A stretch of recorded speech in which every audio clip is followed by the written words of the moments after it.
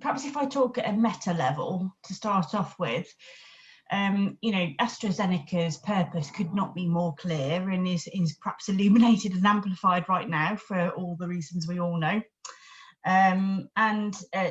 Putting that to one side, AstraZeneca has got a bold ambition to double its growth by 2025.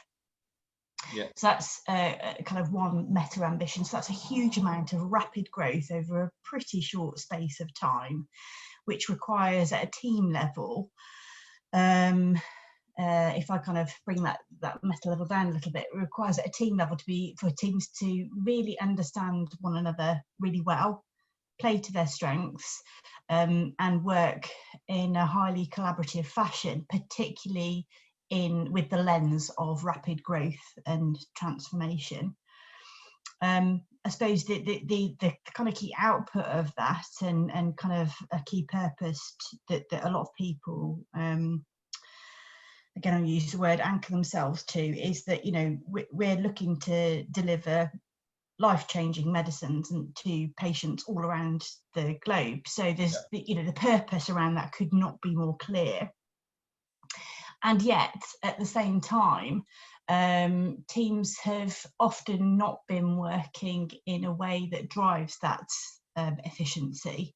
Common frameworks or ways of working, lots of cultural nuances. It's an organisation that's had mergers and acquisitions. And I suppose any organisation that grows at such a rapid rate often finds it hard to keep up.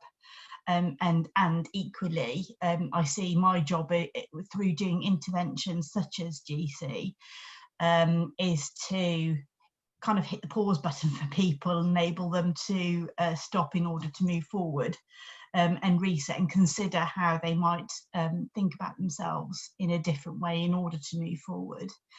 And I guess one of the things that has struck me most since working at AstraZeneca is that, you've got every type of team, as you know, Nathan. You've got project teams, you've got matrix teams, you've got virtual teams, you've got teams that are not co-located, you've got teams that are together for just a short period of time, you've got teams that have been together for a long period of time, everything in between. And apart from having a very clear common purpose and goal at that meta level, that there's not something kind of a bit more tangible at a team level that helps them work really efficiently to get to that meta level. Yeah, and I think that's where you saw that, because you've got obviously big company suite of and you're building that suite. But for the GC index, it is what are the areas that you see most prevalent within that team bit that we're looking at? Obviously, I know you've got a list of them, but just so our audience know where you see that really helping you drive that team efficiency throughout the organisation. Yeah, so in no particular order, and for people that are on today, these probably wouldn't be a surprise necessarily, but obvious one would be how you navigate rapid change and growth, creating psychological safety within teams, how you make decisions as a team, which is very different to just making decisions. So how you make decisions as a team together. So what have I said? Navigating change, growth, psychological safety, navigating decisions. There's also a piece around just how teams work with one another and respect each other at a kind of individual level. And we've got a list of about 10 different areas that are, I guess, in the nicest possible way, barriers within AstraZeneca to supporting team effectiveness. Yeah, and obviously you've got a suite of other things that you use.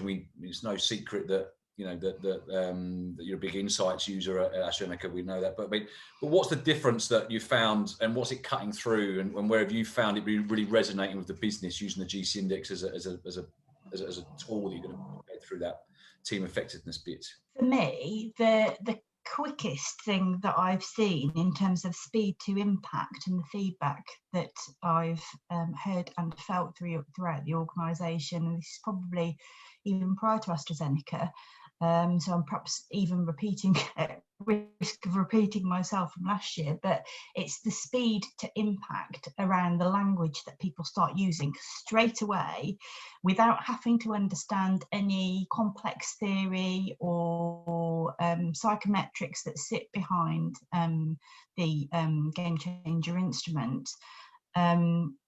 It's how quickly people pick up that language and start using it straight away, in a way that's entirely non-confrontational and in a way that people accept quite freely and easily without feeling like they're in conflict. And there's somehow well, it's quite revealing, and then there's also something about it just being quite enabling for people, because it gives them a vehicle and a language to use without having to name anything that otherwise might feel a little bit more political or otherwise might feel a bit conflicty. Yeah. If that makes sense. It enables different types of conversations that are both challenging and constructive.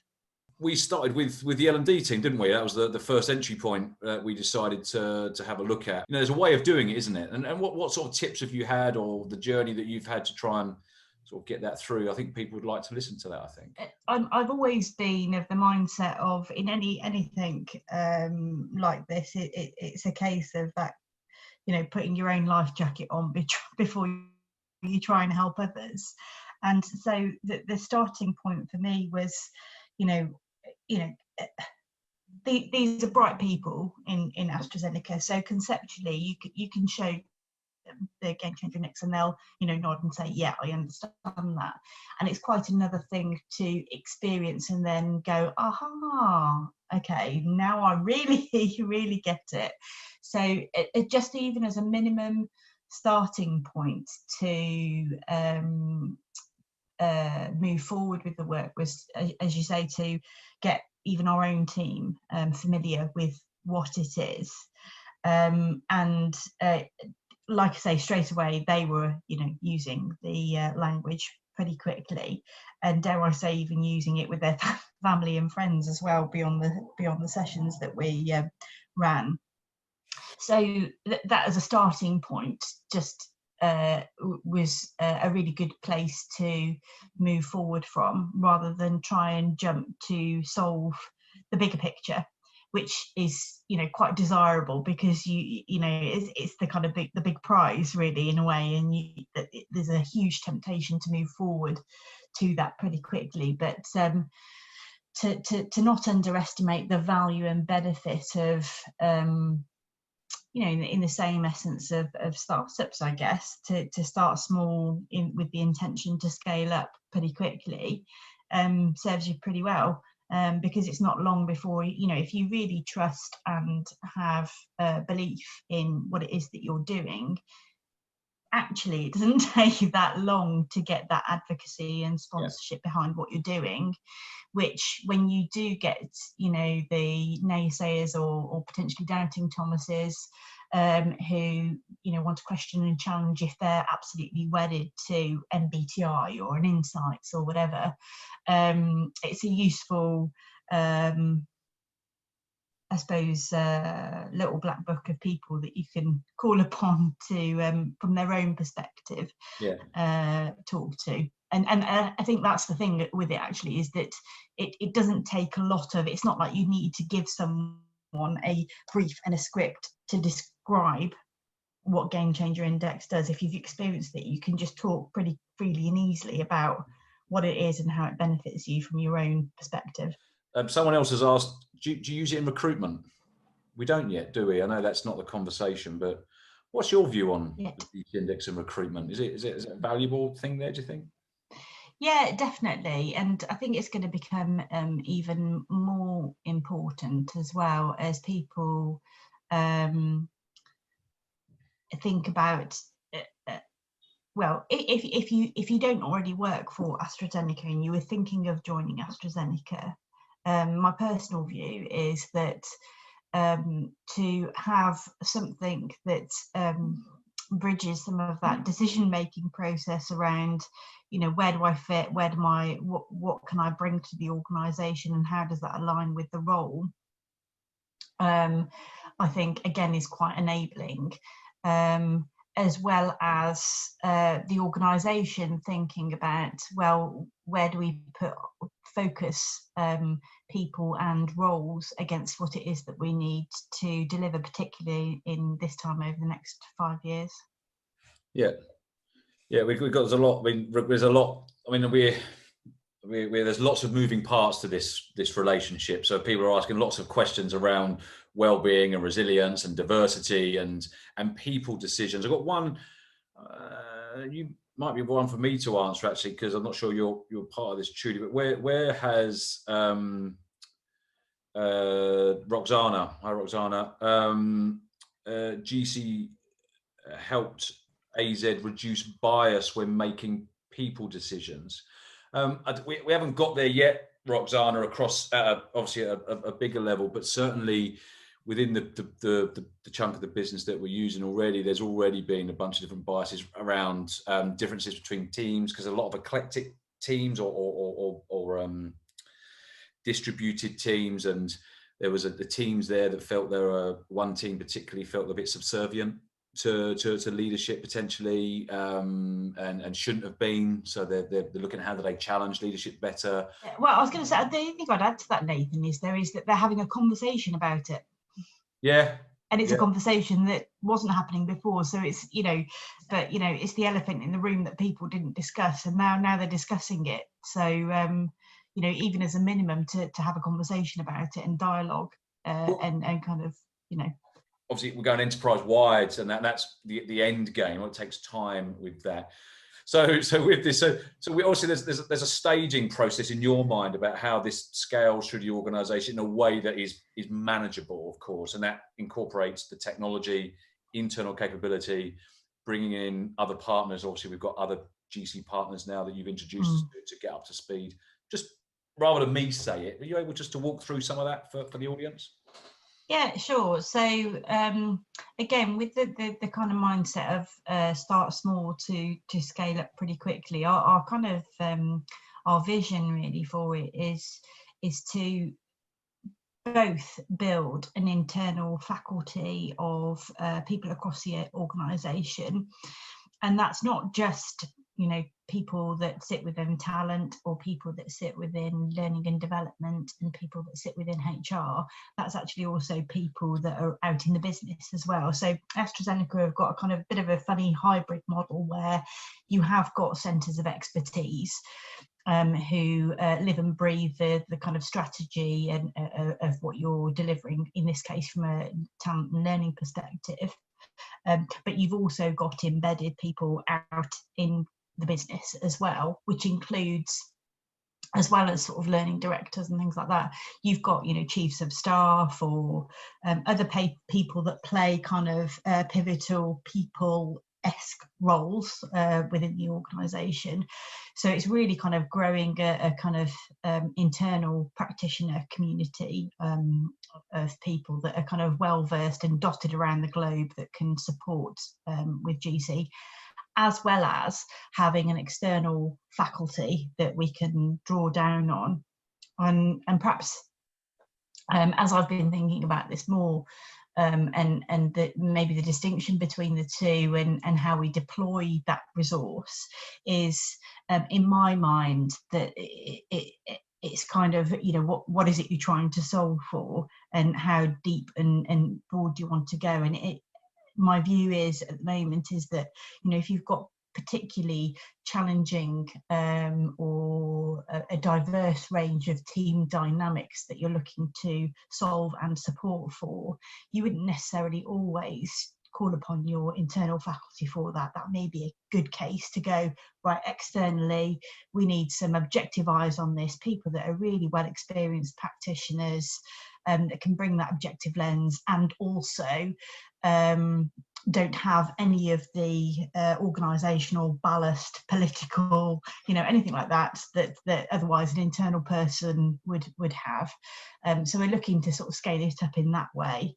And the important thing there is, I mean, as you know, Nathan, that and we've not really mentioned that, although in essence we started the work in the UK, I mean, you've been to looking at teams in Kuala Lumpur, Malaysia. And so the important thing there is that you've got people that understand the cultural nuances in those countries as well, whether that be even the meaning behind a colour or, you know, a word or, you know, whatever. So, you know, in the nicest possible way, you know, if we get our job right on this, actually, we don't need you. You know, we're doing it for ourselves. The idea, I mean, and that's kind of the idea, is you have your own internal capability, which is, we know, and we, you know, internal GCologists, we've got obviously the program set for that, and obviously it's also down as a leadership skill, as you mentioned. We're packaging that up, particularly in a couple of the regions, as becoming a GCologist as being a leadership skill, which we've done in sort of Danske Bank, we've done it in Deloitte, you know, etc. It's the same package, because it you know, as one of them said, this is be one of the best leadership skills my people could learn. You know, there's a lot of growing of businesses, relatively immature management in some areas, and it just really helps them. So that's the other thing, really, is that it's where I'm kind of what's the best way to describe this? Where I'm trying to lasso in vendors across the organisation who the organisation love and have great relationships with. I'm trying to sort of noodle my way in there and sort of say, okay, what tools do you use to support teams?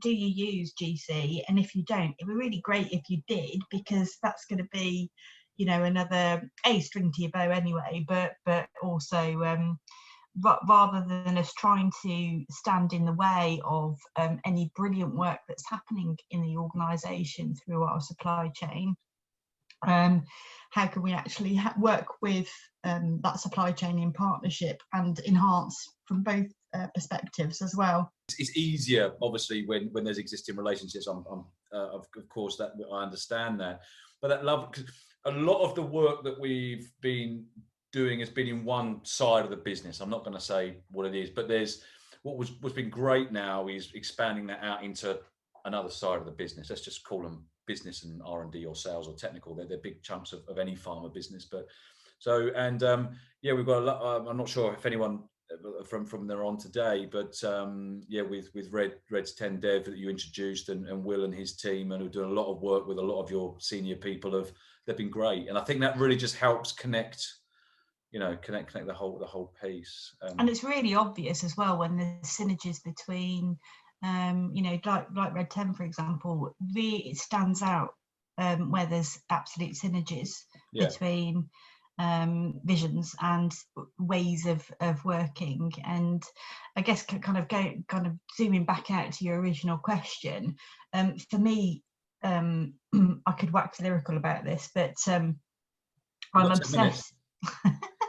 I'm absolutely obsessed with taking a systemic view to team effectiveness. Yeah. And so this is not just about surface treatment. This is not just about sticking a plaster on, or we want to do a half-day session to do some team building exercises. This is about hardwiring it and jacking it in to all parts of the organisation, which over time, when we talk about the kind of bigger picture and how the organisation is set up, you know, you mentioned recruitment earlier, but to me, this is not, you know, it's not just one-off activities. It actually, for me, the importance is zooming back to that meta level, and how we can support the organisation with disrupting perhaps routines and ways of working, and as I say, jacking that in with a really helpful disruption that allows to get to a new place. Yeah, and that's been, I mean, what's been wonderful about AstraZeneca is just that it's the need for, or the latching on that people, since that initial workshop, that people have gone, right, now we can do this with it, now we can do that with it, now we can put that into our business as usual. And that's the bit that I think a lot of our partners are really starting to enjoy, is it's not just a one-off, that was nice, let's move on. And I think the GC helps facilitate those conversations. You've got the data. You know, they're you know, we look at your chunks of the business that have got the data, so they bought it once and they can do so much with it since that, and that's what we're seeing. I think that's when it starts getting power for your organisation. And it's been, when I'm going to bring Simon on in a minute because he's on in the next session, but I mean, it's hard to divulge. I can't divulge, but a couple of the leaders, particularly, are the one in Latin America and in Central Europe, where they've just latched onto it for any business decision. Because we're getting through the chat,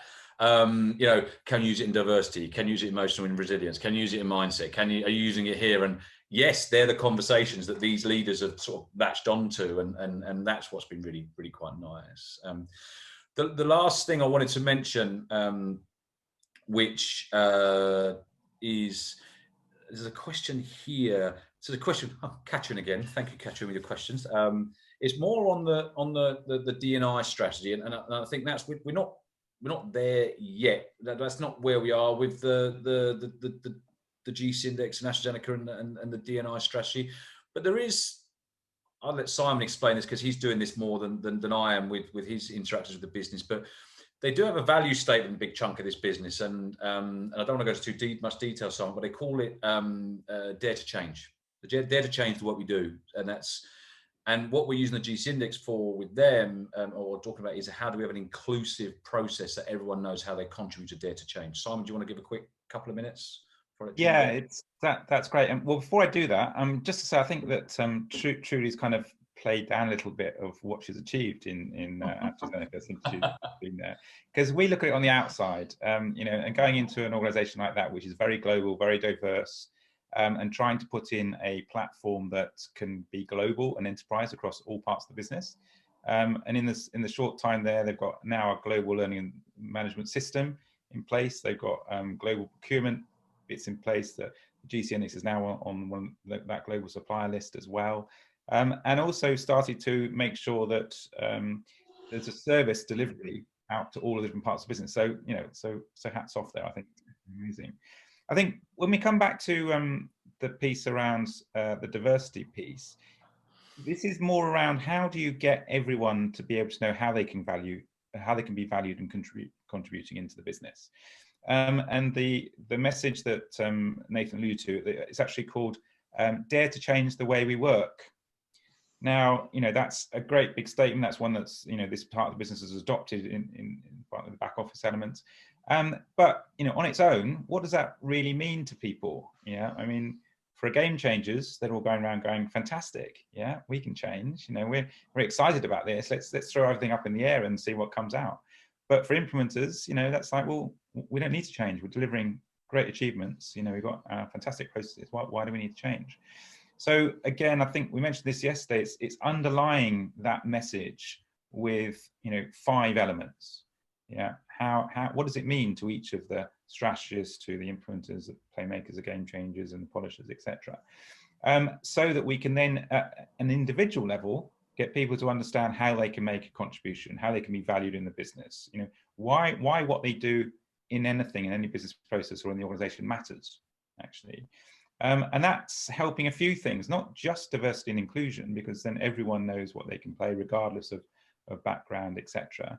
But also, we touched on it yesterday, the well-being piece, because if we're now feeling valued and we're feeling that we're contributing the right way, that just helps the element of work from a well-being perspective as well. So I think that's a powerful piece as well. Thank you, Simon. So I hope that answers your question, Katrin. I couldn't answer that because I'm not involved in that piece too much. So it's a second part of another part of the business. There's a lot going on, AstraZeneca, because there's a conversation here around capital delivery from Bjorn.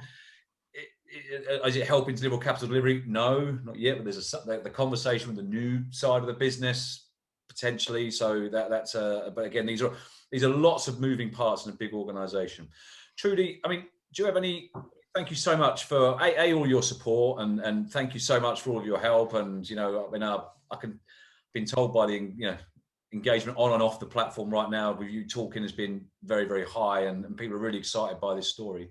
Have you got anything else you'd like to add, or anything else you want to mention? Yeah, well, the only other thing really that which is sort of kind of I was going to say hot off the press. It's not really hot off the press, really, but something that's pretty big for us that I'm really excited about as an opportunity is that AstraZeneca have made a pretty firm decision to move away from performance management processes. So moving away completely from performance ratings and that sort of thing, and is looking at how do we have more performance development conversations and conversations every day around how people are working together to deliver our scorecards and deliver those high level statements.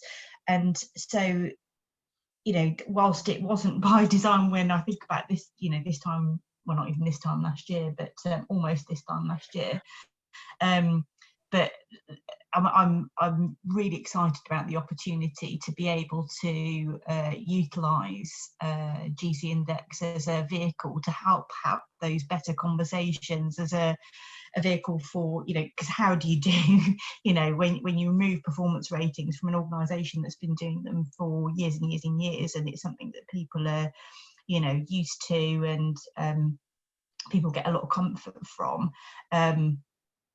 Saying that you're going to have better conversations, and that's going to help drive, particularly when people are ready to reward and that sort of stuff, is a huge opportunity, I think, to utilise instruments such as Game Changer Index to support that as well. Very welcome.